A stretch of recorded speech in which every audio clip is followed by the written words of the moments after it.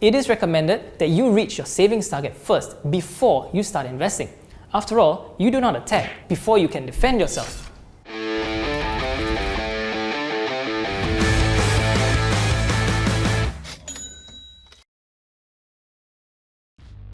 Hello and welcome to another awesome episode of Moneywise. We help you to make sense of the world of personal finance and investing. Let's recap. In the previous episode, you learned that in order to invest without worrying too much, you need to budget accordingly for an amount that you are comfortable risking. This is your risk capital, which is like your arsenal to give you attack options. Today, we will focus on the armor and shield to defend yourself from a crisis, and that is your savings target. Savings are your armor to protect you from unexpected events like losing your job. When it comes to savings, there is a target you can calculate. You do not need to endlessly grow your savings.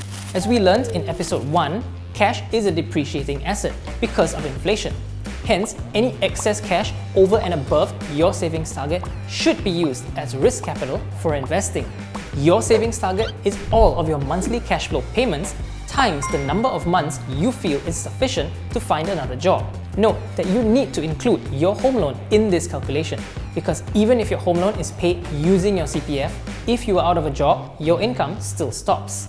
This savings target is your armor in case you lose your job. For example, a savings target of 12 months means you can be jobless for 12 months without being affected in any way.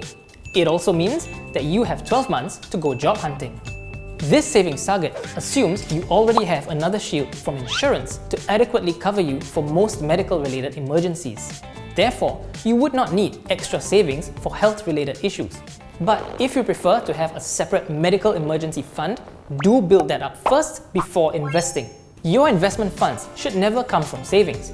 You do not attack with your armor. Instead, investment funds should come from your arsenal, that is, risk capital. It is recommended that you reach your savings target first before you start investing. After all, you do not attack before you can defend yourself.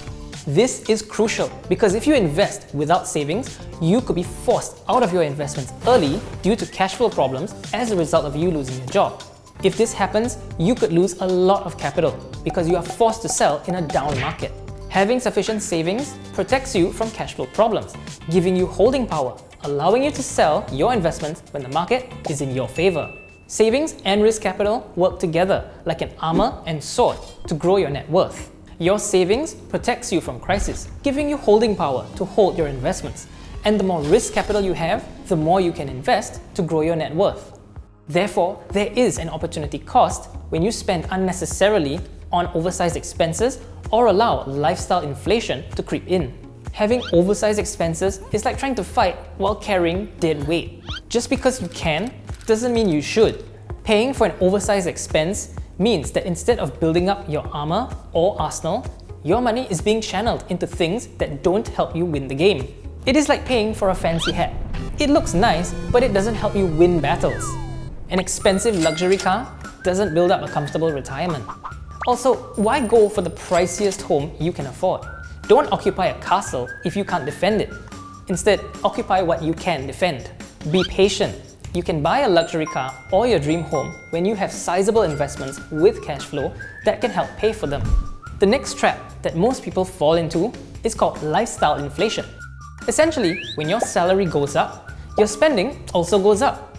But why should it? Why is there a need to immediately upgrade your house or upgrade your car just because you can? If it is not necessary, there is no need to spend more.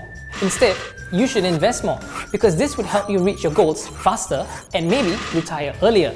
Lastly, let's take a look at the different types of income. First, we have earned income. This is income earned from you working at a job. Earned income is also the most common type of active income. Next is profit income. This is income earned from you owning or co-owning a business with a partner. Depending on how actively involved you are in running the business, this is either active or passive income. The next 5 types of income are passive income, which is income you do not need to actively work for. Interest income is income earned from your deposits or from you acting as a lender, earning interest from the borrower. As we learned in episode 1, dividends are earned when you own a company's shares. Dividends are a good way to build passive income. Rental income comes from owning real estate and collecting rent. Rental income is regarded as one of the best forms of passive income. As we also learned in episode 1, capital gains are earned when you sell something for more than what you paid. It can be considered passive income because the capital grows without you having to work for it. And lastly, we have royalty income, which is income earned from allowing others to use your intellectual property or works. Remember, the prize of this game is a comfortable retirement.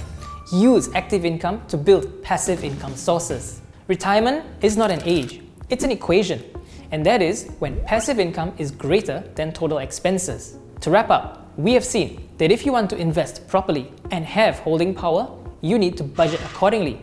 Spend less on luxuries, have a savings target, and set aside risk capital to invest and grow your net worth. To quote one of my favorite authors, Robert Kiyosaki, "It is not how much money you make, but how much money you keep, how hard it works for you, and how many generations you keep it for."